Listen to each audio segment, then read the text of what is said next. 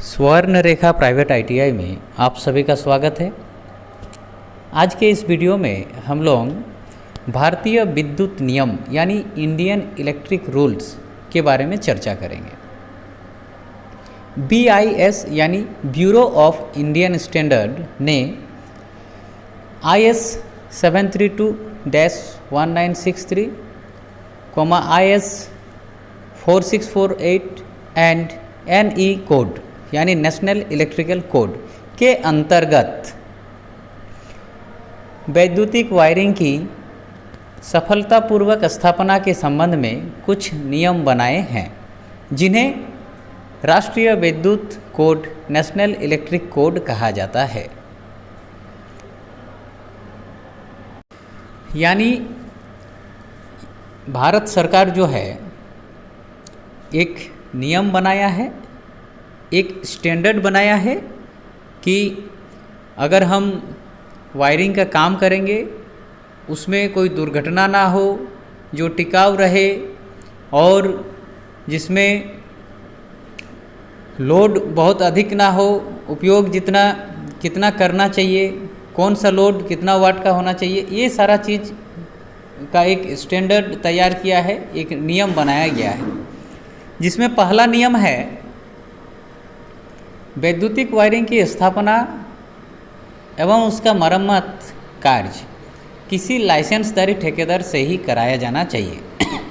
यानी जो house wiring हो या अदर जो भी वायरिंग का काज है, जो भी कार्य होगा, वो कोई इलेक्ट्रीशियन जिसका रजिस्ट्रेशन किया हुआ रहे, यानी लाइसेंस होल्डर कोई इलेक्ट्रीशियन से ही काम कराना चाहिए। दूसरा है वैद्युतिक वायरिंग में प्रयुक्त सहायक सामग्री ISI चिन्ह युक्त होना चाहिए।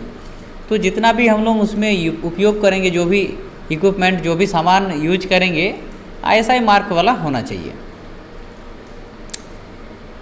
और तीसरा है वैद्युतिक वायरिंग को उप परिपथों में विभक्त किया जाना चाहिए और लाइट एंड फैन तथा पावर के लिए पृथक पृथक उप परिपथ तैयार किए जाने चाहिए।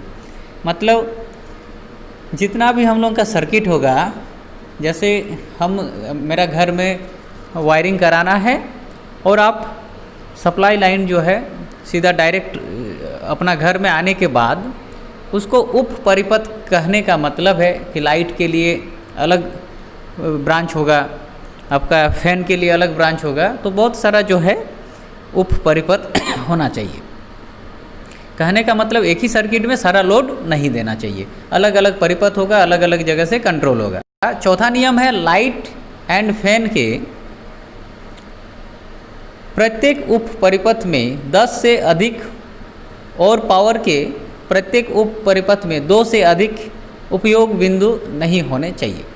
मतलब लाइट और फैन का अगर जो उप परिपथ है, जिस सर्किट में हम लोग लाइट और फैन को यूज करेंगे, उसमें 10 से ज़्यादा पॉइंट नहीं होना चाहिए, मतलब 10 से ज़्यादा लोड नहीं यूज करेंगे।